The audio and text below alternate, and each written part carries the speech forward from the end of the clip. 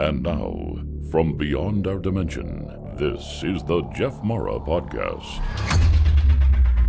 Here's Jeff. My guest is Christy Mattoon, who during her near-death experience saw beings that she knew and that she didn't know, which we're going to talk about and more. Christy, thank you for joining me and welcome. Thank you, Jeff. I'm happy to be here. Well, we're really happy to be here. Well, we're excited to have you. So I think we should start on the day that you had this NDE and go from there. Okay. So my NDE was just super recent. Happened on December 2nd of last year, and I'm still healing from it. So this is kind of a first outing for me, really talking to anybody about this, just because it's been so painful, the healing process. But basically what happened was I got up probably around 4:30 in the morning on December 2nd. And I remember walking into my bedroom and grabbing my husband's feet and kind of shaking him and basically telling him, I think I'm in trouble. And he said I asked him for medication. I don't remember that. I'm an asthmatic lifelong, so I was talking about asthma medicine. And apparently I wandered back out of the room and he followed me. He grabbed a box of medicine and followed me, helped me pour it into the little breathy thingy, which I can't think of the name of for some reason.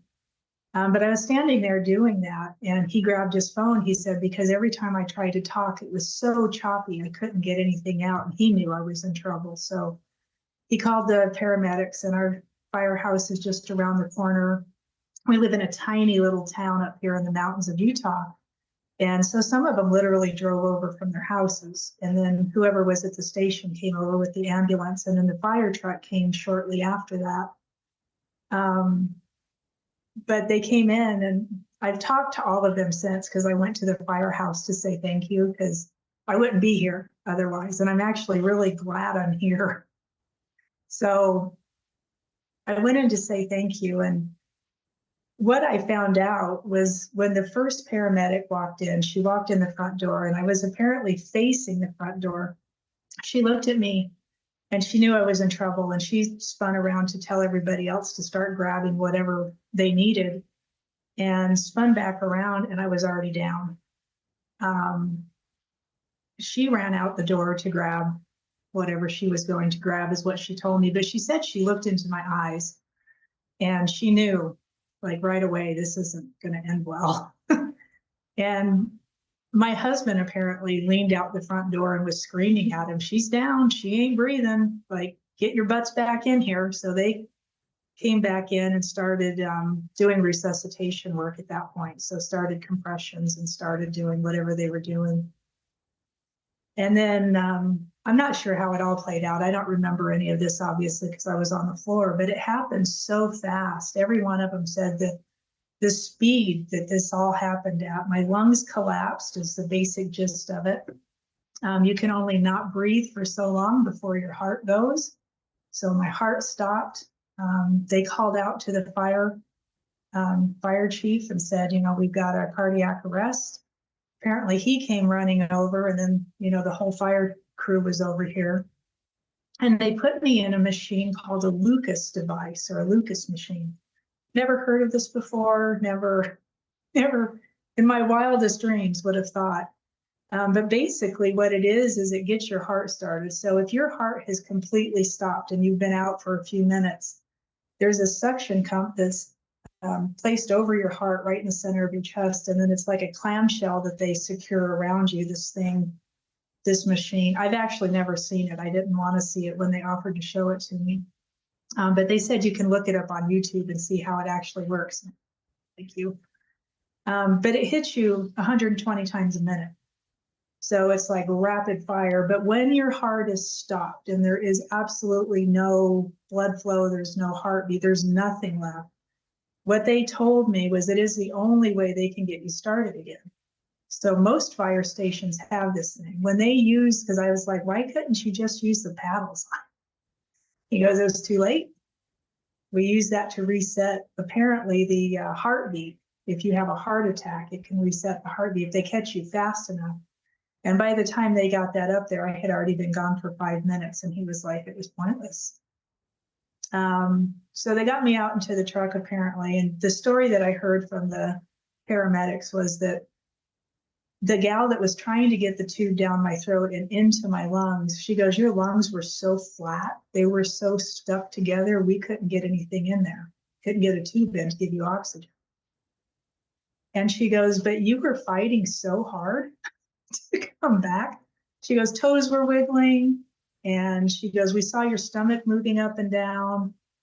And I'm just sitting listening to this going, holy cow. And by the time she finally got the tube into my lungs and they were able to start moving oxygen, I'm guessing it had been roughly 10 minutes just from the accounts I heard. One of the doctors in the hospital was talking to me. What he had told me was that I had been dead for 10 minutes. And the fire chief was like, yeah, it was way longer than that. So, and it was just totally, I mean, I'm going to call it a fluke. They don't really know why it happened. My lungs went. The pollution that day in Salt Lake was horrifying. Like, it was really bad. Apparently it came over the mountain. We have chickens and dogs and cats. And one of the doctors is speculating that perhaps it was an allergy kind of thing. And it was just a combination of all kinds of bad things happening at once. When I woke up in the hospital, it was 3 days later. So they had put me in a coma for 3 days and let me sit and kind of heal. My husband told me the reason it was so long, it was 3 days, was that they couldn't get my lungs to respond. So every time they tried to lower the oxygen levels, everything would just collapse again. So my lungs weren't responding. But on the third day, finally, something went right. They were able to take it all off of me. Apparently, I was writing notes to my husband during this. So they had given me paper and a marker, and I was scribbling all over this paper. And somewhere around the end of that third day, I was writing words that you could read. I was writing things that you could, they were coherent, and he was reading them going, what on earth are you talking about? So we were communicating through this writing, but I was still out. So it was just kind of interesting on that end of it. When I was standing in the house, so kind of rewind for a second, when I was standing in the house and that paramedic walked in, I didn't see her. What I saw, and I was facing south, I don't know why the directions are important, but they seem to be important. I saw this huge ball of energy coming towards me. So from way out, and it was like I was already out of my body, but I could see this ball of energy rolling in. And I say it was black energy, not meaning evil or wrong or dark or anything like that. It was just the color black. You could see it moving like it was alive. It came in, went around our house, and we face, like, you can see mountains if you were to look out this window towards the south. There's one house and then there's just hills and mountains. Came around our house, came in through the back and nailed me. Came in through the north and just took me out. That's what I remember. I don't remember the not breathing. I don't remember the heart thing. I don't remember them putting the Lucas machine on me, the Lucas device. I don't remember any of that stuff. The next thing I remember was sitting up in this space in this kind of dark area, but I could see everything. I could see whatever I put my awareness on or my focus on, I could see pretty much anything I wanted to see. I saw my little brother who passed in 2018. My mom showed up, who has never been a fan of self since young childhood. I saw family members that were very familiar. I saw family members that weren't so familiar, but I knew they were family from this lifetime.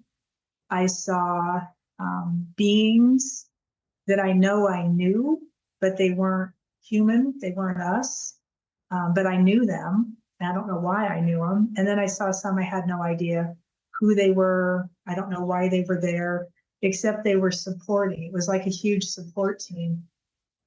And when I looked back down over what was going on, what I saw was my husband kind of at the pinnacle of this huge circle, and then the paramedics and the firemen, and then just all these people engaging, people that I knew, people I didn't know, people from our community, people from past times, past relationships, past, I mean, I don't even know how to describe it.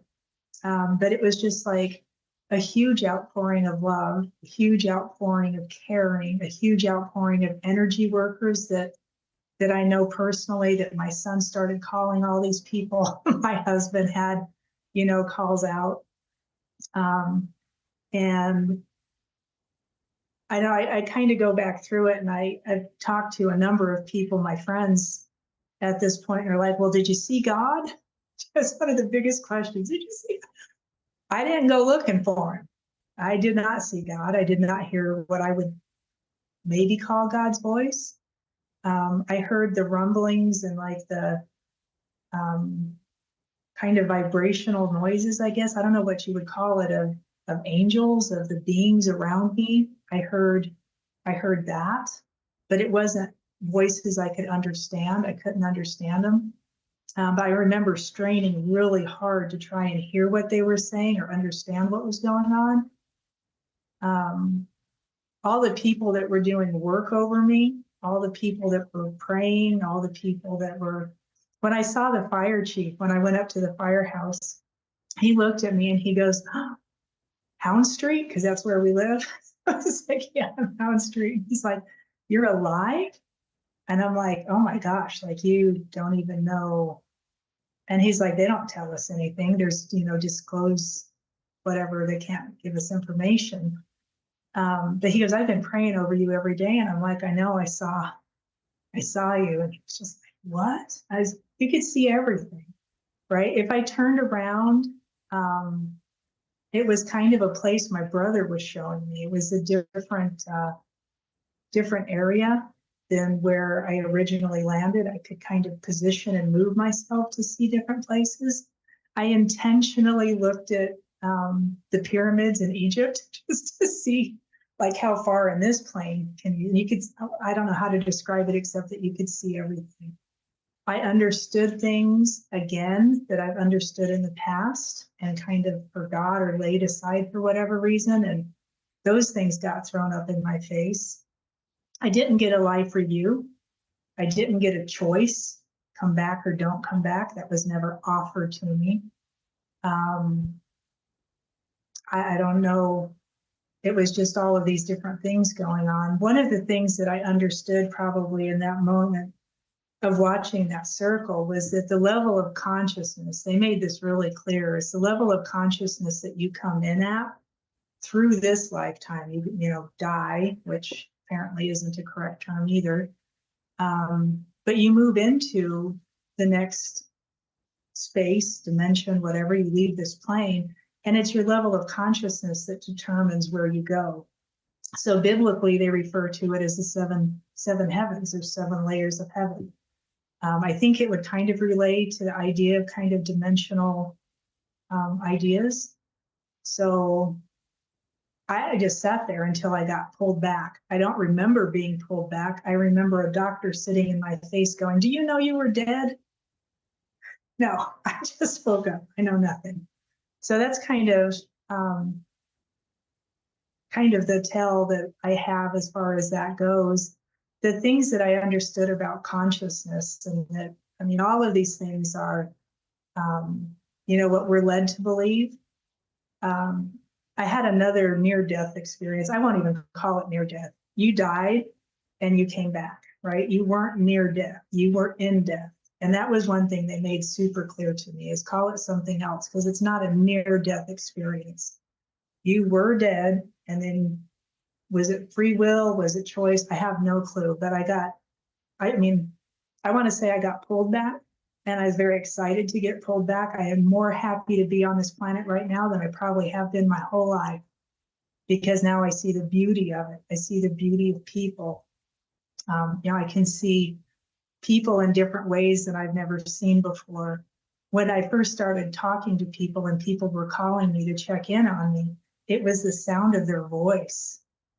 It's just like listening. It was the sound I heard, the angels, the noises, I can't explain those noises, but that's what their voices sounded like to me, was like angels singing. Absolutely incredible. So having, I guess, that part of the experience has made me rethink my position on the planet. And my griping and moaning all left. I have no gripes. I have no issues with anybody. I have no, it's so bizarre how it changes you. I would tell you one of the things that I saw that I got loud and clear, which I've seen before, and I think I put it away, was the idea of separation, and that there is no separation. And if there's no separation, that also means there's no union. It all just is. Right? If you can't have separation, you can't seek. I mean, we're seeking to unify, we're seeking this union, but it already is. And so we're seeking things that we don't need to chase after. The concept of like heaven or hell, yes or no, do or don't, good or bad. I was shown that that's more of a parallel, and it runs on a line of, like, think of a battery, positive and negative, and it's all on the same line of understanding. But when you leave this lifetime, you go above that parallel. You go to a place where existence on that parallel is the three-dimensional reality, and maybe fourth dimension, I'm not exactly sure. But when you rise above that far enough, you don't have to be a part of the parallel. Even if you're here, if you understand the concept, you don't have to be a part of the parallel. You can stay out of it, not engage with it, and still be in this place physically. So I thought that was kind of interesting. I don't know that I figured out how to do it yet, but I thought it was interesting. I saw a rainbow that I've seen before, and what I've been shown before about it is that, you know, we only see a certain spectrum with our eyes. And so the red, orange, yellow, right? The stark red, orange, yellow, green, blue, indigo, violet, right? And you think like the chart for the chakras idea. And people see that, and then they only see that color. They only see that spectrum. And what I've been shown is that it's not that. Red is how many hues of red.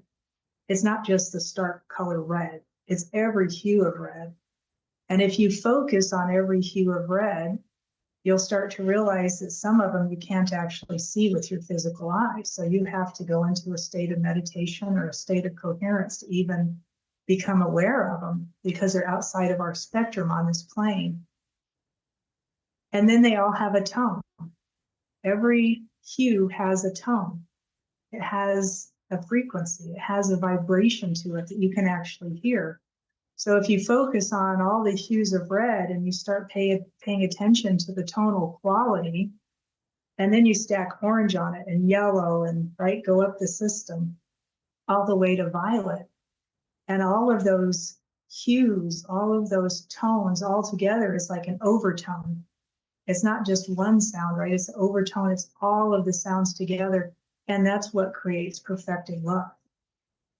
That's what I was shown is the tone of creation. If you can master that focus on the sound quality, right? We speak and we produce tones. It's those tones that create. If you have it in your thought process to hold it in your awareness, that's what creates. That's what pulls things into this matrix. So I sat focusing on that for a while.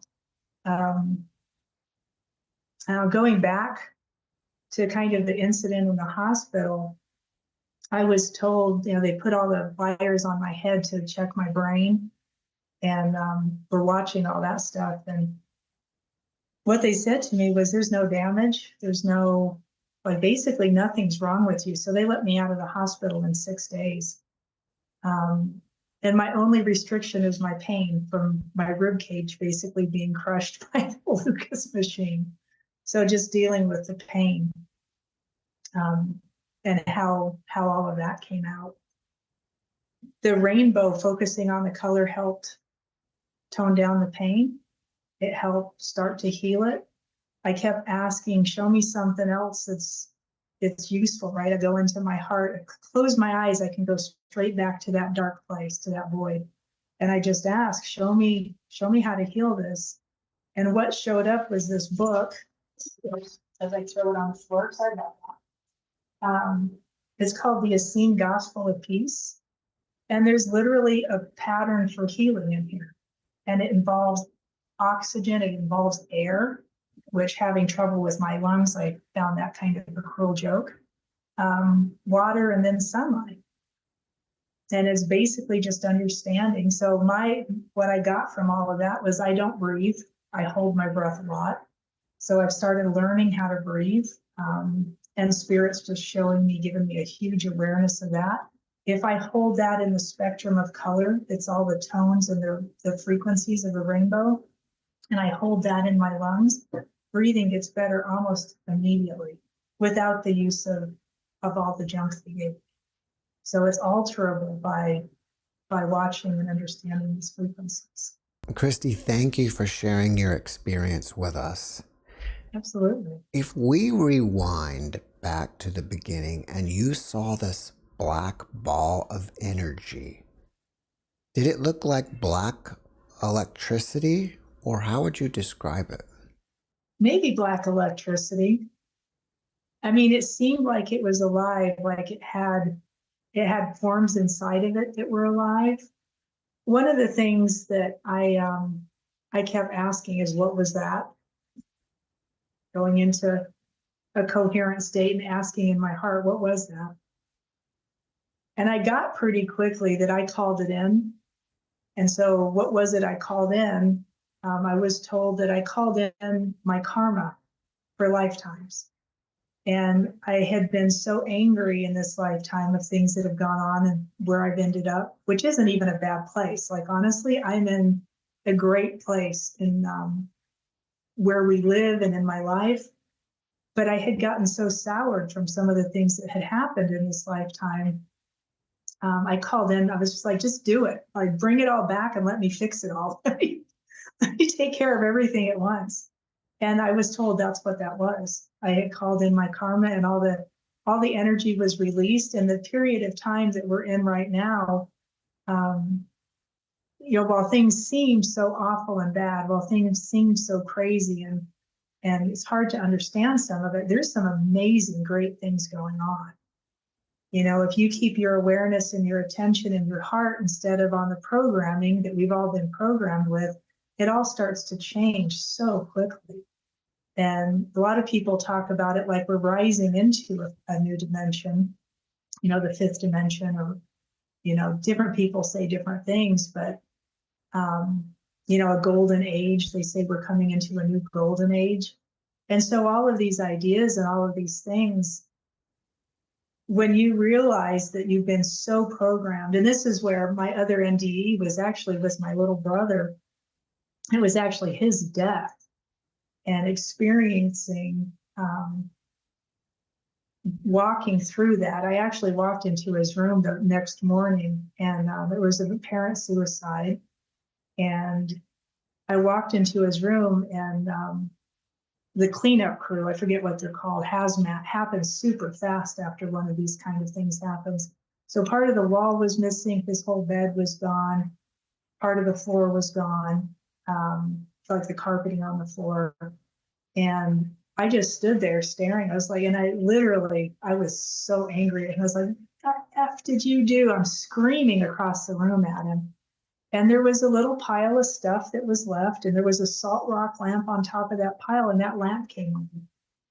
And I was like, oh, you're still here.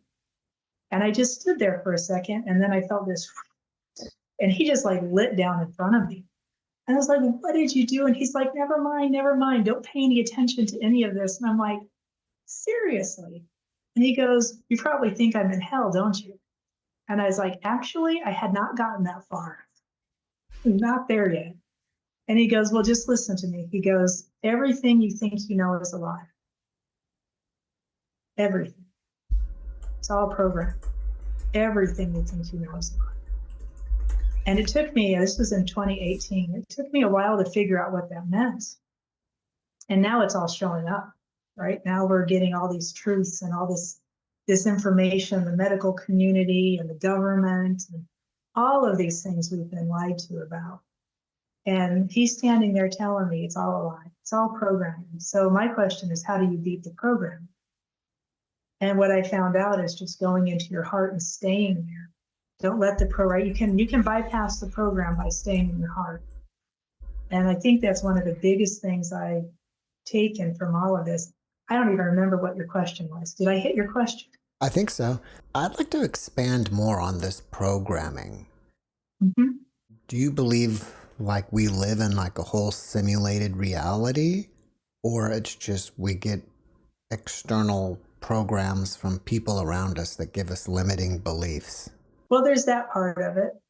I think the program began way before this, right? Before, I was a child and I get my mother's program because she teaches me what she thinks she knows, right?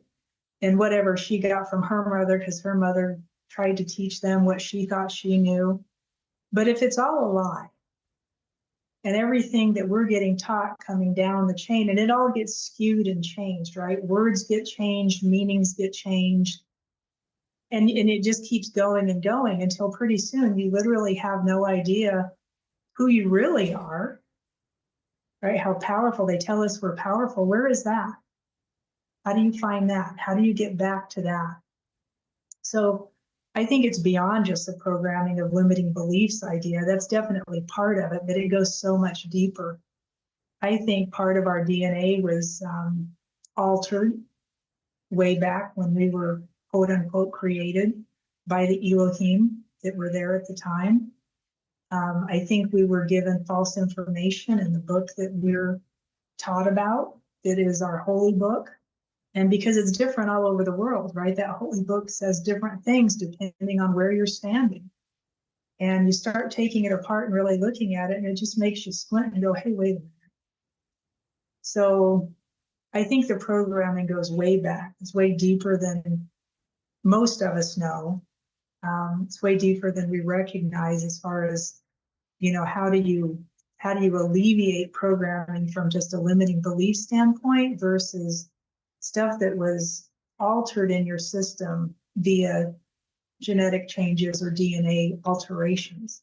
Well, what are some of the truths that you have learned? The truth about the rainbow and all the different colors, and the truth that the vibrational coherence of that pattern of colors, seen and unseen, creates, that is love. It's not the love we were taught. It's not the single word that you can love a hot dog and love your spouse and love God and love, right? It's none of that stuff. It's totally beyond that. Other truths that just going down the rabbit hole, since my brother told me that, right? Going down rabbit holes are truths about the Bible. What does it really say? What was it really talking about? Where was Jesus really? What was he really doing? How did he really heal? Because of all the people that he healed in the text that we were given, never really says. Like you get little glimpses and ideas, but there's texts that we weren't given that do say. They give you direct instruction.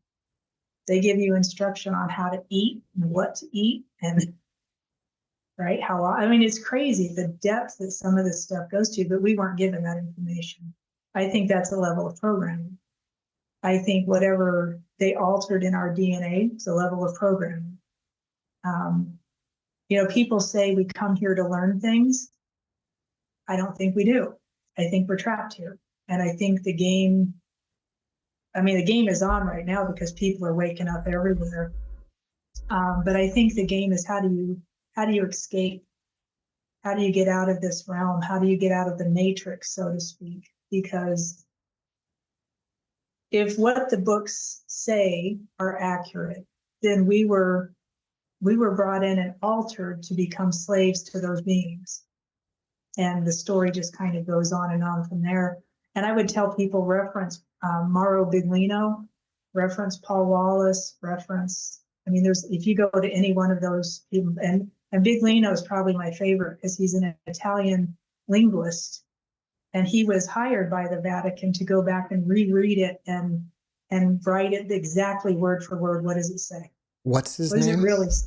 Mauro Biglino, Maurobiglino. He's Italian. And you'll find him on YouTube. He's got books. Most of them, unfortunately, are in Italian. Somebody did a translation or kind of a talk with him that they wrote in English called the Naked Bible, which gives a lot of this information.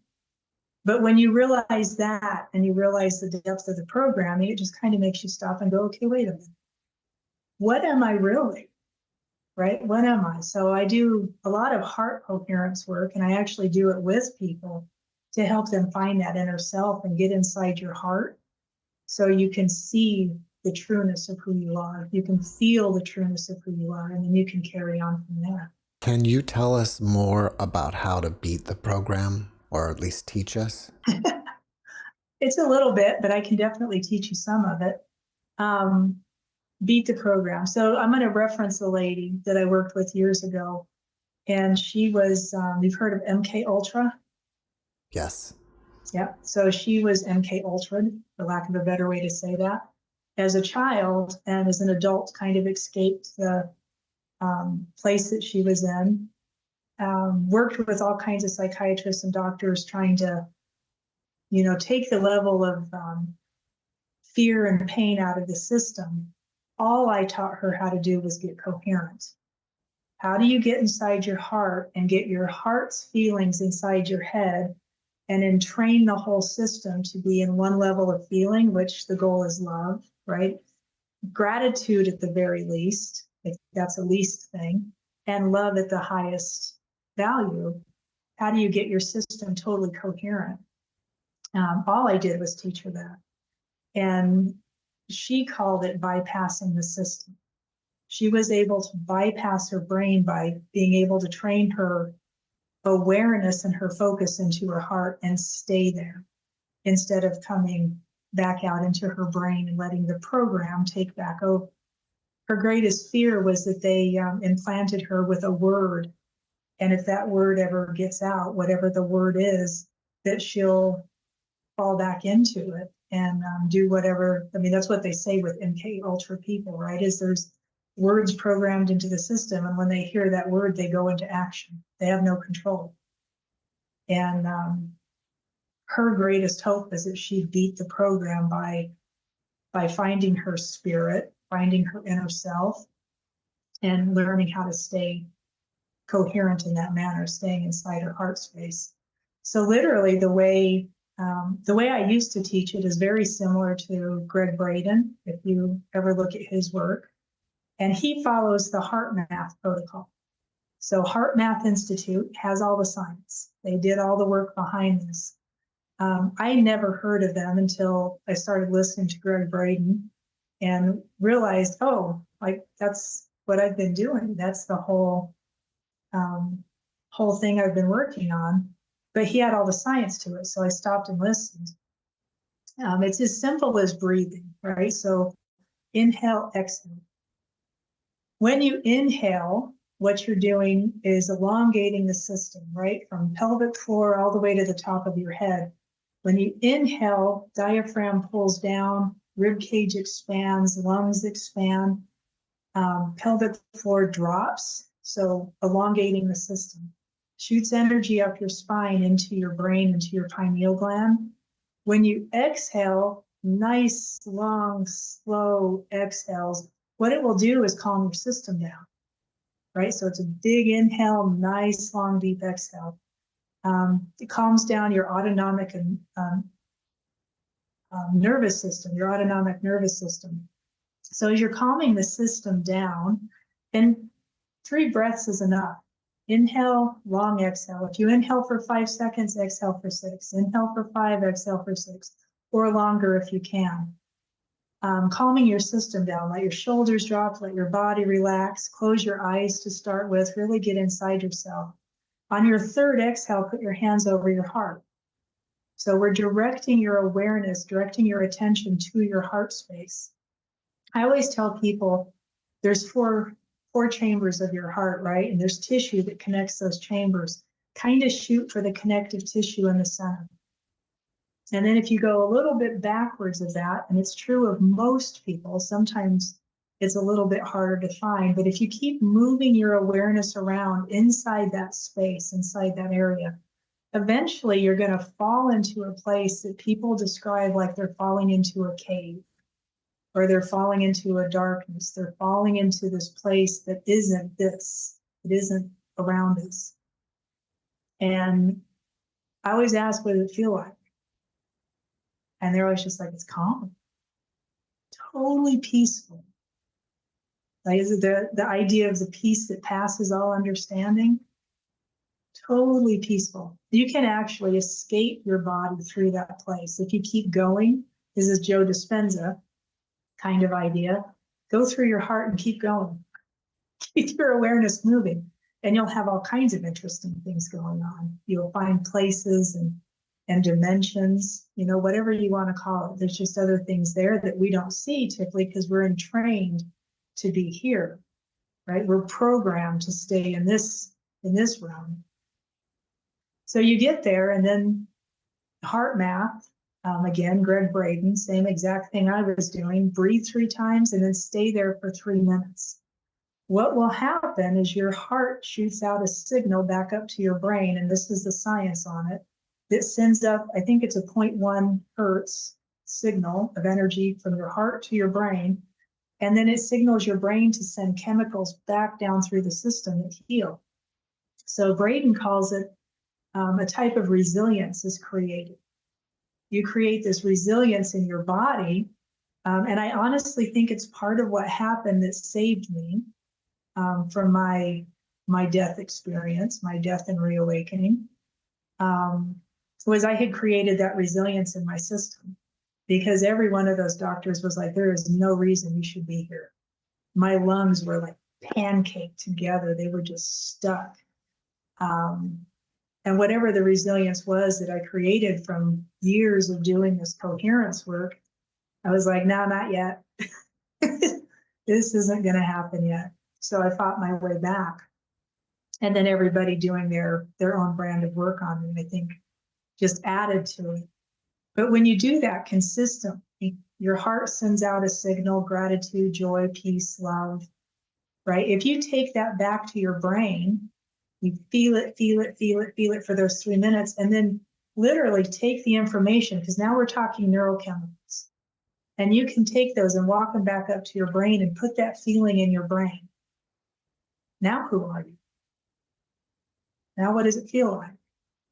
Right? And this is where I used to tell people, open your eyes and just feel it. Don't lose the feeling, because now you're recreating yourself. You're recreating a new identity to whoever this person is, and that breaks apart the program. Right now we're pulling apart neurons and protein that put together create the neural loops that are in your brain, and even on your heart creates them too. If you add your gut into that flow, so I get that feeling in my heart, and I usually go to the gut first and have people feel. Your gut can only do 2 things. It's going to tell you fight, flight, and freeze, right? It's going to give you that information, or it's going to tell you, no, you're at peace, you're fine, there's nothing going on. If you're in fight and flight, right, now your autonomic nervous system kind of comes back into play. If you're in fight and flight or freeze, your gut's going to send you the signal, and you're going to feel it. The second you take peace from your heart and drop it into your gut's going to be like, nope, it ain't there. And so we bring the feeling of fight and flight back up into the heart and literally put it in the heart. Put it in that place you were standing. Because what we have found out, what I have come to understand, is that if you call it spirit, if you call it your higher self, whatever language you want to put to it, that place of peace is your spirit. It's not a place. It is your inner self. It is who you are from that internal aspect. It is peace. Peace isn't something you do. It's something you are. So you take that peace to your gut, and you give it to your gut, and your gut kicks it back out and says, nope. We take fight and flight and we hand it back to your heart and give it to your spirit. People usually sit there going, wow, it just like washes away. It's like, now take it down to your gut and see what it feels like. Most people will stop and just be like, wow, but it's how your system works. They just never told you. They never told you it was all connected and there's a direct line, right? And once your gut's at peace, we take the information back up to your brain and give it to your brain again. So your brain starts learning, this is what peace feels like. This is who I am, not something I do. I don't create peace. I don't cause peace. I don't start a war in order to find peace. It doesn't work that way. You are peace. You are joy. You are love, right? All of these things. It's something, back in the day when I was in the Christian, my granddad was a preacher. So we were in the Christian community pretty hard. And he was always just kind of thumping us around with the Bible that you had to get love from outside of you, or something God gave you, or something Jesus gave you. But it's what you are. It's an attribute of God, which means that's part of what you are.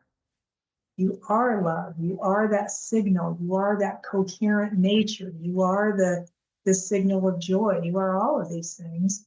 But in the program, you're taught you have to go get it. You have to find it. You have to do something to receive it. No, you don't. You just have to go into your heart and realize, put your focus there, put your awareness there, and you'll find that's exactly what you are. And so that was kind of, I don't want to say thrown back in my face, but that was thrown back in my face during this event. Don't walk away from it. You already knew this. Pick it up and walk around with it. All right, let's recap here. First, you do the breathing a little bit longer on exhale than inhale for 3 long breaths. And then during that or after that, you start visualizing your awareness in your heart. Yeah, and I wouldn't even say visualizing. You just move your awareness to your heart. Do you know how to move your awareness? No. So if I look, I would show it to you, but you wouldn't be able to see it because it'll be too blurry. But if I look out my window and just look across your room, wherever you're sitting, if I look out my window, there's a huge mountain out there. And if I put my awareness on that mountaintop, right? So I'm focusing on the mountaintop. Where am I? On the mountain. On the mountain, right? My awareness is, I've moved my awareness to the mountain. If I move my awareness to the tip of my finger, and I just focus on the tip of my finger, that's where my awareness is, right? And I become aware of things about my finger, right? My fingernails kind of smashed, and I don't know, you start noticing things, right? If I look at the mountain out here, I become super aware of how cold it is outside, because it's like 22 degrees out there right now. Super snowy, right? I can see the snow. I can see a little bit of the mountain still uncovered by snow, but your awareness is there. It's no different inside of you. If I close my eyes and I'm thinking, my awareness is in my brain. So that's a huge key to know if I'm in my brain or in my heart. If I start thinking, I'm up here. If I'm in my heart, if I move my awareness into my heart and I just hold it there, you'll start to feel that edge of peace. And if you move your awareness around, people were literally telling me, I hear the sound of blood. I can feel the warmth of the tissue. I can, like, they'll start sensing the cells inside their heart. I'm like, keep moving yourself around until you find that space. And then just drop into it, fall into it. Stay there for a second. Notice what it feels like. Once you get there, it's just a game of redoing. How often can you get back? People will start fighting with themselves. How did I get there? I can't find it. I can't get back to it. And the idea of meditation, and you sit down, and we were taught you have to meditate for 10 minutes, 20 minutes, 30 minutes, an hour, whatever it is. I was horrible at that game because my brain was too scattered. And I think now it was my autonomic nervous system being out of whack. Now that that's back, it's totally reset. It's so crazy feeling. I don't have to fight with that at all. I don't fight with any of that. If you practice it, and what I teach people how to do, so do the breaths, get into your heart. I tell people, if you do this, I was going to grab my phone, but I don't know where I stuck it. If you do this 3 minutes every hour, you're literally training yourself from a space of habituation, right? The habitual practice of doing something repetitively. over and over again. Instead of for a long drawn out, you're fighting with yourself for an hour trying to get there. Go there for 3 minutes, feel it, find it, open your eyes, walk around with the feeling, and then go about your next hour. And then set your phone to go off in another hour. Once that goes off, you just set it for another 3 minutes and you go for another 3 minutes. If you're awake for 12 hours and you do that 3 minutes every hour, what is that, 28 minutes? My math is probably not right on that one. But it's not more than an hour. And what you've done is you've done it every hour. So now you're getting used to being there. I normally have found that most people, if they do that for a solid month, and as least as 2 weeks, I've heard people just like 2 weeks, and I'm just like, I'm always there, because you train yourself to be here instead of in the program. As your awareness is there, then your brain will start bringing chemicals down into your heart, or from your heart up into your brain. From your heart to your brain is that 0.1 hertz, and that triggers a signal in your brain to send chemicals back through the body. What heart math says, one of them is the one that's kind of in the top of my mind right now, is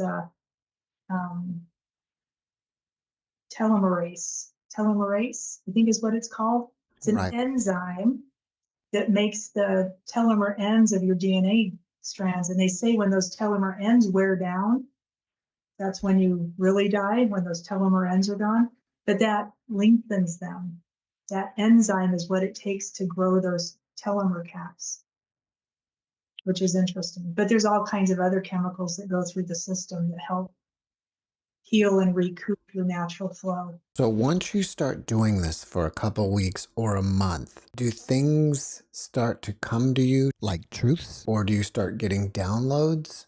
You could say all of that. Intuition heightens, knowledge changes. So truths, you know things different. I can't tell you why I know some things, I just know it. And then somebody else will say it, and I was like, I knew that. Had that one. Downloads, as far as like, that was kind of the rainbow effect. That was a huge download one day. I saw that and I was like, oh my goodness. And you just know, that it's one of those kind of things. I had a conversation with Yeshua, and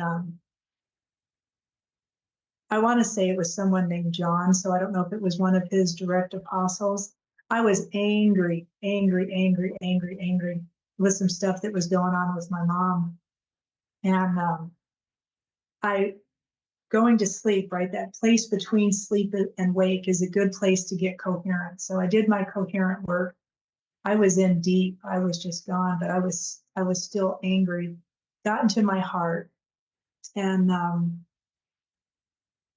just screaming at Yeshua, like, teach me compassion. Teach me how to have compassion for this person. And she was dying, so it was like, come on, quick. And they showed up, very like a tangible, like it was like my brother showing, it was tangible, I could touch him. And I was like, oh my goodness, what did I do? What did I bring in here? And the one looked at me and he goes, you don't want us to teach you compassion. And I was like, oh. And I thought about it for a second. I was like, yeah, I probably don't. And Yeshua said, let me show you what it feels like. And so it was this whole night-long journey. I can't even explain it. It was so bizarre, of feeling compassion in places that I probably never would have been in situations otherwise. But I could feel what compassion felt like. And that knowledge changed me in ways I can't explain. If we go back to your NDE, did you have any conversations with any of the beings that you saw? I want to say I was trying to, but I couldn't understand what they were saying. So I heard them, but I couldn't, and I was focusing. I remember focusing so hard on it, but I couldn't pick up on the words. I didn't understand. And I want to say that these beings that I was trying to listen to were the ones that were not familiar. I could see them, I could sense them. I knew they were all standing there. I knew they were holding me up. I knew they were supporting the effort that I was going through, but I couldn't understand them to save my life. I'm pretty sure I talked to my mother, who we have kind of come to a new place in our relationship since her passing, which sounds weird, but I understand her now, and I have compassion for where she came from, which I didn't get before. I did talk to my brother, but I talked to him all the time. So to me, that was just kind of like, oh, he was like, oh, you're in my territory, and we can have a conversation. So, but any of the beings that were not human or not at some point had been human, yeah, I couldn't pick up on anything that was understandable. But I think it's some of the stuff that's come back in since then that's showing me how the overtone of the rainbow works, giving me information on consciousness and how if you maintain whatever conscious level you're at, you're not growing. We think we were stretching ourselves somewhere to something, and we get to that something, and then we think we've arrived. They're like, don't stop, don't leave yourself there, because there's more to find, there's more to get to. And the more you stretch yourself into consciousness while you're here, the higher, when you go out of here, the higher levels you can obtain, is the way I understood it. So even, the idea of, this always cracks me up, the idea of extraterrestrials, whatever we think that is, the ones that are probably truly ETs, the ones that are truly alien to the earth, wherever they come from or whatever they are, there's still this plane of existence. There's still this polarity. Not all of them, but some of them. The ones that can come in and out would be different. But there's a place in this polarity where we're all, even though they're not human and we're not whatever they are, we're all still in the same polarity together. And you still have to get yourself up and out of that polarity. That's why some people say, there's ETs in the earth that have been here for eons. If they were truly spiritual beings that knew how to ascend, for lack of a better word, why didn't they do it eons ago? Why are they still here musing over humans, right? If they're that much higher than we are. I don't buy some of that stuff. I'm like, yeah, I don't think it works there. Well, you mentioned earlier the Elohim, and I believe you said that they programmed us. Do you think the Elohim are ETs? Yeah. Yeah, they're not from ET. Let's qualify the word ET, not from this planet. Yes. Would you say they're not humanoid either? I think they are probably some kind of, like, we would look at them and know that they are not us, but they have features like we do, right? So there is a lot of truths in the information we were given, as well as a lot of untruths or misinformation. And one of the truths is that we were made in their image. I think we already were the image. They altered our DNA so we would represent what they wanted us to represent. If you read through Genesis, there's a place in there where they're talking about the High Council or the Sky Council, depending on what version you're reading. And they were at odds with each other.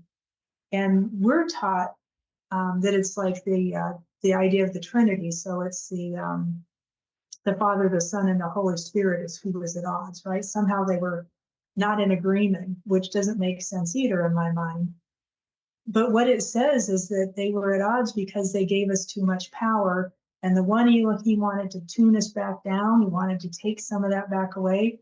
And the other one wanted to leave us alone, right? And so I think the names were Enki and Enlil in Sumerian texts. So, but it's the same beings. It's the same. The names change as they moved around the globe, but it was still the same beings as far as the understanding goes. So yes, I would say they are ETs. You spoke earlier about you discovered your position on the planet.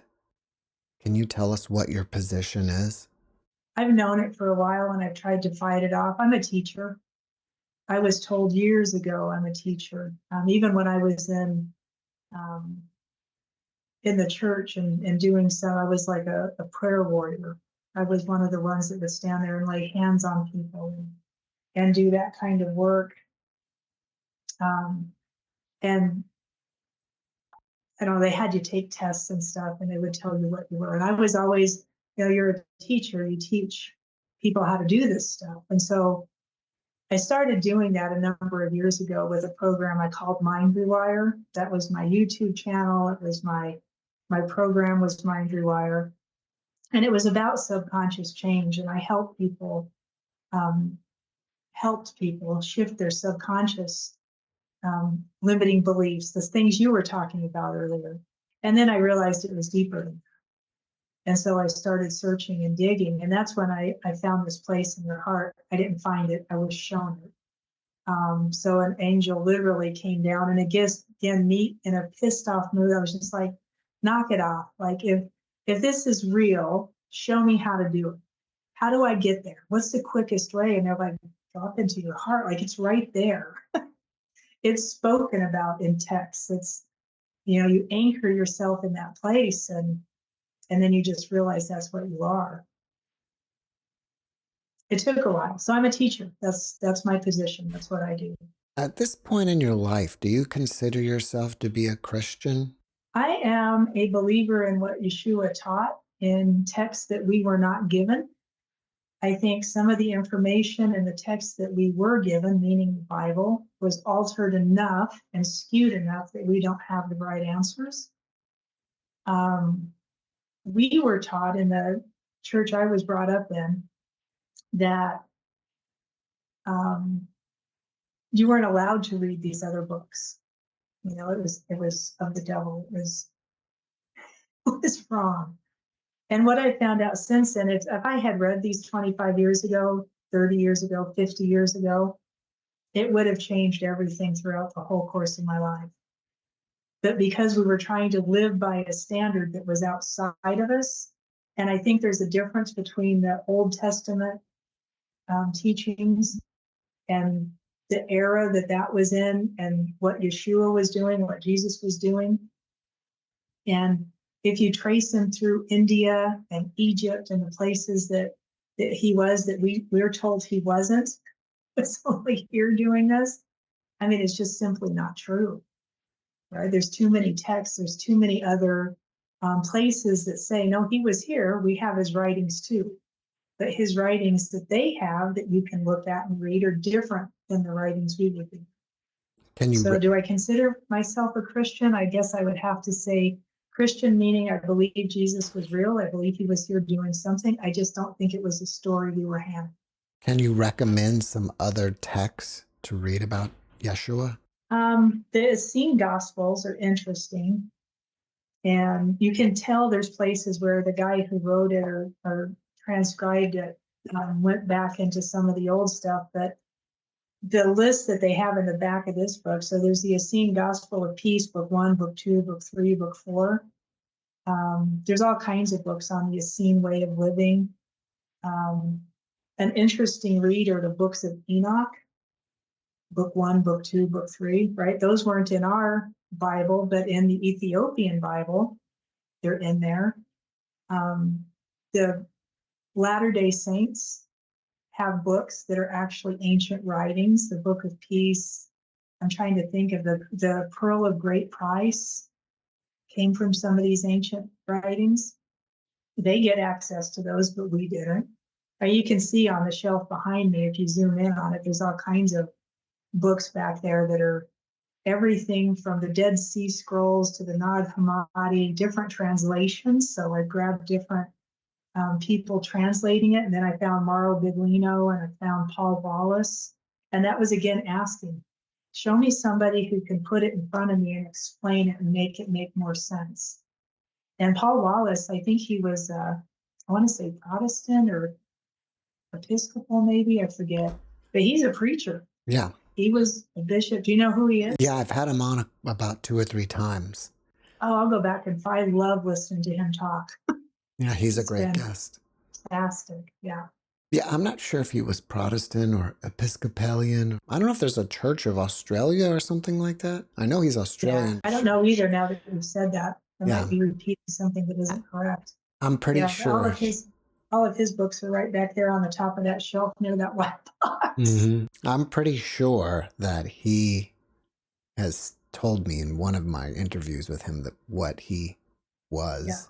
I think he actually has a brand new book coming out, Yeah. if not already out. I think it's already out. Yeah. So I'll probably get Yeah. him back again for that book. Do it. Do it. Do it. I've talked to him personally a few times. I'm one of these people where I hear somebody and then I'll go find them and look them up. And if you have to pay for a session, I just do it just to. And my question to him at the time was, because I was still in the struggle back and forth trying to figure some of this out for myself, was did God die? God, we were taught about, is that God? And so Yahweh, basically, right? Because that's what we were taught to believe in. And he just started laughing. He was like, yeah, I think probably you're right. It's like, oh no. Oh my goodness. I'm pretty sure we talked about that Yahweh also was an ET. Yep. Well, he was one of the Elohim. Yep. He's one of the Elohim. And he was like a captain. And if you had to put him in ranks, right? Mauro Biglino, and I think probably Paul too, puts him in ranks. And if you had to put him in ranks, he would be like a lesser rank in the army of what they were. And so this guy just had an ego. He just had, he was given, people are going to slay me if they watch this. He was given Israel as his place to take over and be in charge of, and that's what they translate out of what we were given. If you move it from the realm of religiousness and religiosity, or however you would say that, and move it into the spectrum of reality, here's what it says. Here's what it said. Here's how they changed it. Here's how they programmed us with information through seminar or theology schools and seminaries. And I mean, I hurt for some of these preachers that haven't figured some of this stuff out yet, because it's gonna trash people when this news gets out. Well, after watching this podcast, people may want to reach out to you and ask you questions. Are you up for that? I am. I actually still have my Calendly. I think I have a link to Calendly. I haven't used it in a while, so I won't lie about that. I quit doing a lot of this stuff when COVID-19 happened, and my dad had to move in with us for a while. And so all of my focus kind of turned to him. And then I started questioning all kinds of things again. I'm like, I just got to lay it down for a minute. But I have that link and I can get that to you. Great. Before we finish up, can you leave us with one last positive message? Oh man, just find love. Recognize yourself as love. You don't find it. I shouldn't have said it that way. Go inside your heart and recognize that you are love. It's something you are, not something you do. Peace, gratitude, all of those things are part of what you are. They're part of what makes you up. That internal being, that spirit side of you. And if you can just recognize that and live by that, you will get all kinds of information and messages. You don't have to go look it up. You don't have to do anything with it necessarily, but you'll know that you know, because that's what it is. You are love, you are peace, you are joy. Christy, thank you for your message, and thank you for being my guest. Thank you. Thanks for watching the JeffMara podcast. I really appreciate you. Another way to show support is through YouTube memberships. And if you do, there are loyalty badges and other perks depending on your level of membership. All you need to do is click the join button underneath the video to find out more. Thank you for your support.